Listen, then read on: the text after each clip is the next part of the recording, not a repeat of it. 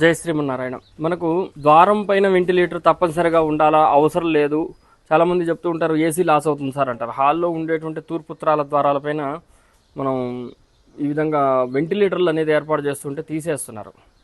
ఆ విధంగా కాకుండా ఇక్కడ జాగ్రత్తగా గమనిస్తే మనకి ఈ విధంగా చూడండి, ఇక్కడ ద్వారం ఉంది, ద్వారం పైన వెంటిలేటర్ ఉంటుంది.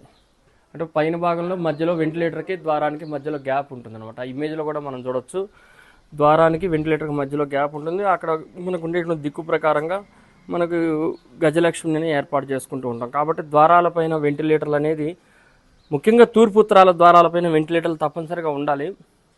పాజిటివ్ ఎనర్జీ వస్తుంది, క్రాస్ వెంటిలేషన్ అవుతుంది, మనకు సొఫికేషన్ ఉండదు. సైంటిఫిక్గా కూడా చాలా మంచిది. చాలామంది ఇంజనీర్లు కూడా యాక్సెప్ట్ చేస్తారు, పెడితే మంచి స్వామి అంటుంటారు. పూర్వకాలం గృహాలకు ఇవి తప్పనిసరిగా ఉండేవి. ఇప్పుడు ఏసీ లాస్ అవుతుందనే ఉద్దేశంతో వెంటిలేటర్లు అనేది మానుకుంటున్నారు. అట్లా కొద్దు, ఏసీ పోతుందని చెప్పేసి తూర్పుత్తరాల ద్వారాలకు వెంటిలేటర్లు తీయటం మంచిది కాదు. వెంటిలేటర్లు గృహ నిర్మాణాలకు చాలా ఇంపార్టెంట్ అయిన వస్తువులు. జై శ్రీమన్నారాయణ.